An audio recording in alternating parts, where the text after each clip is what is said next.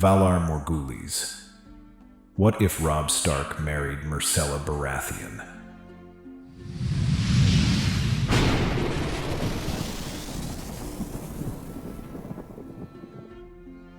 Let's unravel the untold stories and explore the possibilities that might have been.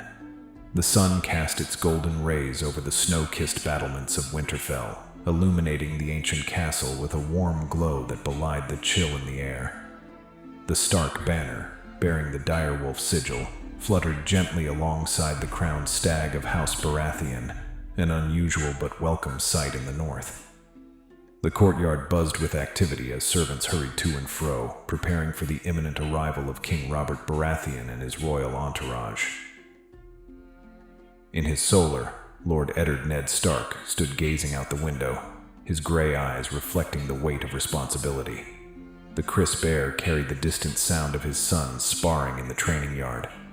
Behind him, Maester Luwin adjusted his chain collar, a hint of concern in his eyes. My lord, the ravens confirm it. King Robert is less than a day's ride away. He brings the queen, the royal children, and a retinue of 100 knights.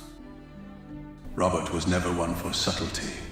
Ensure the finest rooms are prepared, and double the guard at the gates. The North must show its hospitality. Lady Catelyn Stark entered the room quietly, her auburn hair catching the afternoon light. Ned, I've just spoken with Sir Roderick. He says the king's message hinted at more than a mere visit. Yes, Cat. Robert intends to offer me the position of Hand of the King, and there's more. He suggests a marriage between our son Robb and his daughter Myrcella. Myrcella is still a child, and Robb barely more than a boy. Do you think this wise? Robert seeks to strengthen the bonds between the North and the South. A union between our houses could bring stability to the realm. But the Lannisters, can they be trusted? Their ambitions are well known. It's Robert I trust, but we must tread carefully. We'll discuss it with Robb when the time comes. The following day, the horn sounded from the watchtowers, signaling the royal procession's approach. The people of Winterfell lined the streets, a mix of curiosity and apprehension in their eyes. King Robert Baratheon, once the fearsome warrior who claimed the Iron Throne, now showed signs of indulgence, his armor straining against his girth, but his eyes still sharp.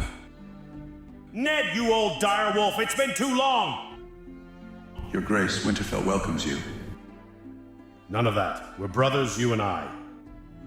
Queen Cersei Lannister descended from her carriage, her emerald eyes surveying the surroundings with thinly veiled disdain.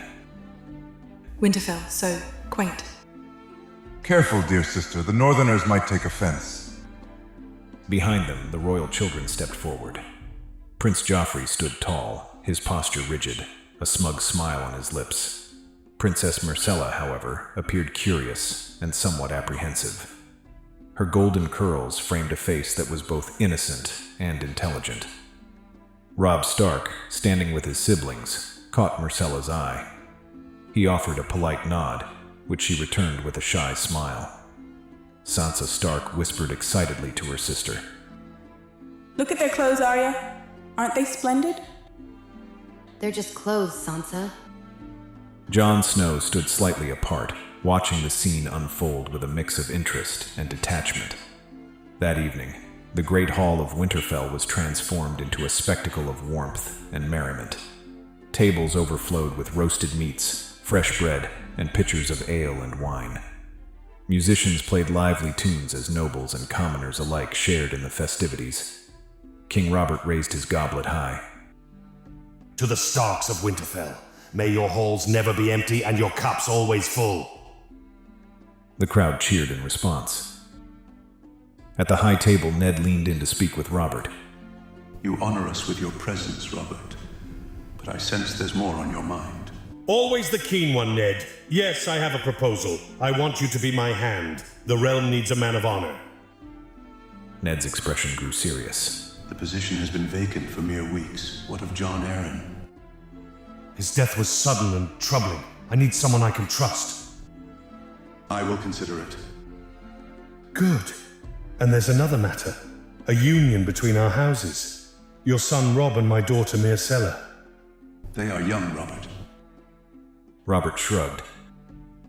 Old enough to be betrothed. Think on it. It would strengthen the realm.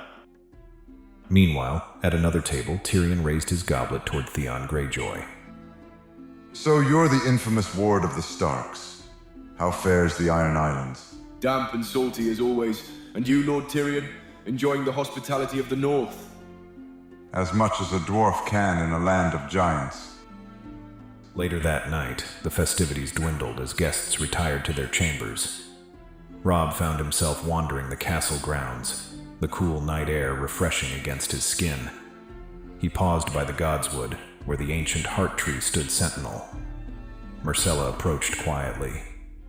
It's beautiful here, so different from King's Landing. Princess Myrcella couldn't sleep. The excitement, I suppose, and please call me Myrcella. Very well, Myrcella. What brings you out tonight? I wanted to see the northern sky. The stars seem brighter here. They guide us during long winters, a constant in changing times. Your family is close. It's nice to see. Family is everything in the north. I heard whispers about a possible betrothal. I did as well. How do you feel about it? I praise indeed. They shared a light-hearted moment, the tension easing. The next morning, Ned received a letter sealed with the sigil of House Arryn. Breaking the seal, he read the contents with growing concern. Catelyn entered the room, noticing his troubled expression. What is it? It's from Lysa. She claims that Jon Arryn was murdered by the Lannisters. Murdered? But why? I don't know. But if this is true, accepting the position of Hand puts our family at risk. Then refuse. Stay here where it's safe. If the Lannisters are plotting against the realm, I cannot stand by. Robert needs me. Then be cautious. And take Sansa with you. She dreams of court life. Very well. Arya will stay here. She could use more training. In the training yard, Arya practiced archery under the watchful eye of Ser Rodrik Castle. Her arrows flew true, much to the surprise of the onlookers. Well done, milady. Thank you, Sir Rodrik. You're improving, Jon. Maybe you're getting slower. Walk with me. The king has offered you a betrothal to Princess Myrcella. I heard whispers. Is it true? It is. How do you feel about it? She's kind and intelligent. It could strengthen our house. If it's your wish, I'll accept. It's your decision, Robb. Marriage is a lifelong commitment. I understand. I'll do what's best for our family. The day of departure arrived. The royal procession prepared to head south, with Ned and Sansa joining them. The courtyard was filled with activity, as horses were saddled and carriages loaded. Arya scowled as she watched Sansa fuss over her dresses. I don't see why you get to go. Because I'm a lady and you're, well, you...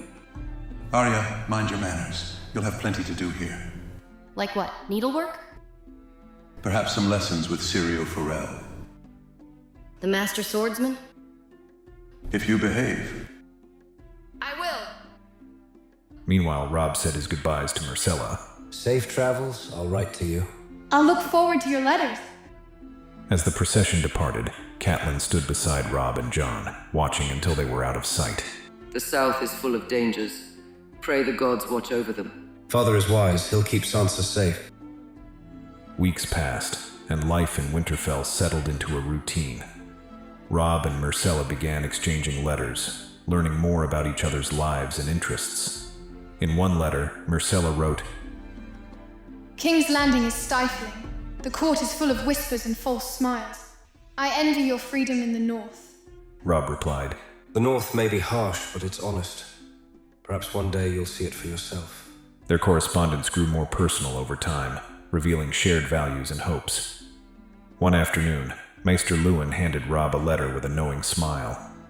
Another raven from King's Landing, my lord. Thank you, Maester. As he read, a soft smile spread across his face. Another love letter? It's none of your concern, Theon. Just make sure you don't forget about us common folk when you're a royal consort. I'll keep that in mind. A raven arrived bearing dire news. King Robert had been gravely injured during a hunting accident. Shortly after, another message confirmed his death. Robb gathered the northern lords in the Great Hall. My father has been arrested for treason. They accuse him of plotting against the crown. Nonsense! The Lannisters have manipulated the throne!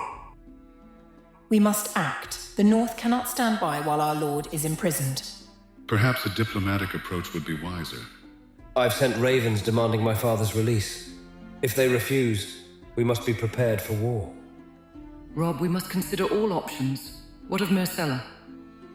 She's caught between her family and ours. I fear for her safety. Myrcella, now back in Winterfell for her safety, struggled with the news of her father's death and her mother's actions. She confided in Catelyn. I don't know what to believe. My mother accuses Lord Stark of treason, but I can't imagine him betraying anyone. Your mother seeks to protect her own interests. Ned is an honorable man. And Joffrey, he's changed. I fear what he might do. You're safe here. We'll do everything we can to resolve this. Robb sent ravens to the northern houses, calling his banners to war. The lords responded with fervor, bringing their forces to Winterfell. In the courtyard, armies assembled, the air thick with anticipation. Jon Snow approached Robb. You're leading an army for the first time. How do you feel? Nervous but resolute. I must do this for our family. I wish I could fight alongside you. Your place is at the wall. The Night's Watch needs you. Duty calls us both. They clasped arms in a show of solidarity. As preparations continued, Robb and Myrcella spent a quiet moment together in the godswood. You're leaving soon. I must. The Lannisters won't release my father willingly. I fear for you, for all of us. I promise to protect you no matter what. I trust you, Robb, more than anyone. They shared a tender moment, the weight of the impending war pressing upon them. After a series of victories against the Lannister forces, the northern lords gathered at River Run. News of Ned's execution by King Joffrey reached them, sending shockwaves through the camp. Great Jon Umber stood, his voice booming. They've killed our lord! The Lannisters must pay! The North will never bow to such tyranny. Perhaps it's time we declare our independence. I did not seek to become a king, but if that's what it takes to avenge my father and protect our people, so be it. The King of the North!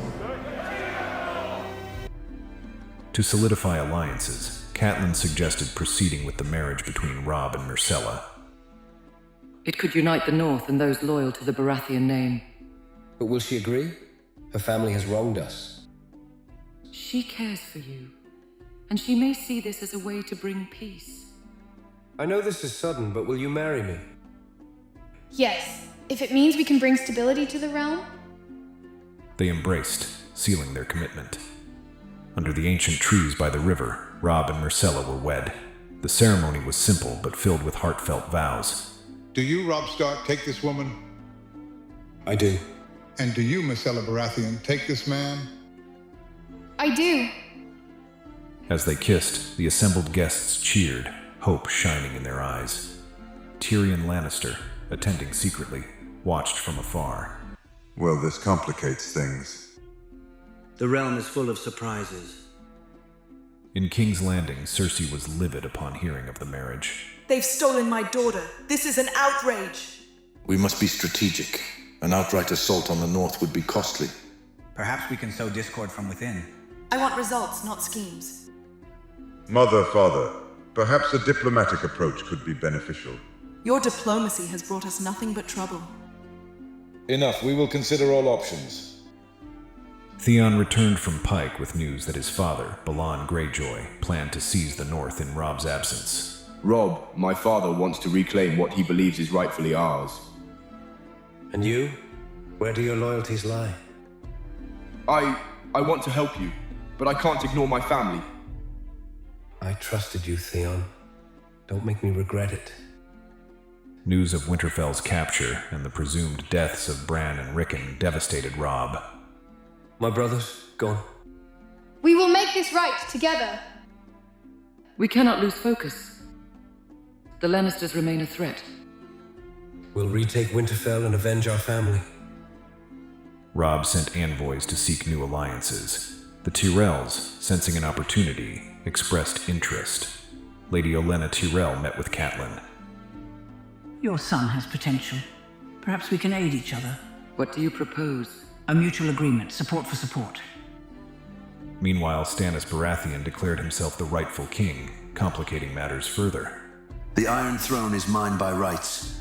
Those who deny me are my foes.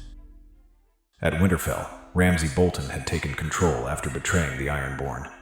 Jon Snow, learning of his brother's fate, rallied forces to confront Ramsay. Jon Snow met with Robb. We need to take back our home. We'll fight together as brothers. Myrcella insisted on joining the strategy discussions. I can help. House Baratheon still has loyalists. They devised a plan, uniting their forces against Ramsay. The battle was fierce, with heavy losses on both sides. In the end, Jon faced Ramsay in single combat, defeating him. With Winterfell reclaimed, the Stark banner once again flew over the battlements. The surviving family members reunited, relief and sorrow mingling. Sansa embraced Jon and Robb. I feared I'd never see you again. Arya returned from her own journey, surprising them all. You didn't think I'd miss the reunion, did you? They shared a rare moment of joy amidst the turmoil. Bran, having gained the knowledge of the three-eyed raven, warned of the impending threat from the White Walkers. The Night King marches south. We must prepare. Robb convened a council with Jon, Myrcella, and their allies. Our conflicts mean nothing if the realm falls to darkness. Myrcella proposed reaching out to Daenerys Targaryen. She has dragons, creatures of fire. They could be the key. I'll go to Dragonstone and seek her aid. Jon met with Daenerys, convincing her of the threat. She agreed to support the fight against the White Walkers.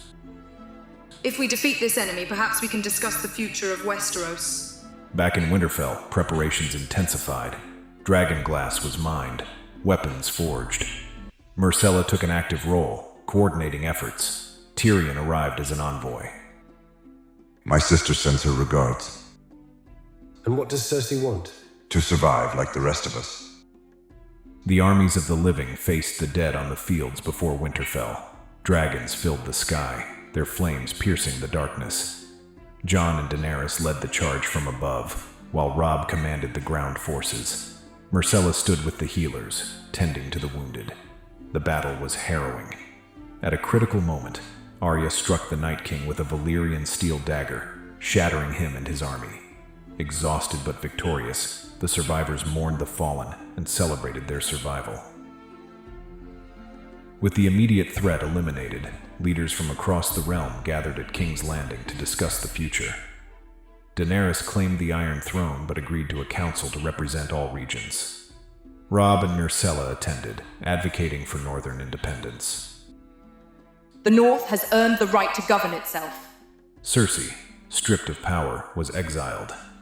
Tyrion was appointed Hand of the Queen, aiming to guide the realm toward peace.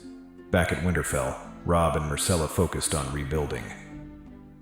The wars have taken their toll. It's time to heal. And perhaps start a family? I'd like that.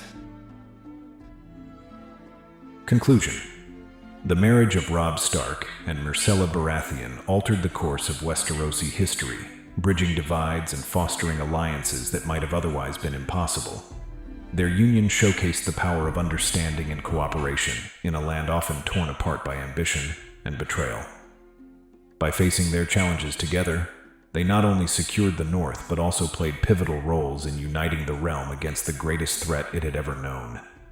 Their story became a testament to the idea that even in the darkest times, hope and unity can prevail. Thank you for joining us on this journey through an alternate Westeros, where the alliance between Robb Stark and Myrcella Baratheon changed the fate of the Seven Kingdoms. Their story reminds us that choices, even those made under pressure, can have far-reaching impacts. If you enjoyed this tale filled with intrigue, bravery, and the complexities of honor and duty, please like, share, and subscribe to Visions of Valyria. We'd love to hear your thoughts and any other what-if scenarios you'd like us to explore. Until next time, may your winters be short and your summers bountiful. Valar Dohaeris.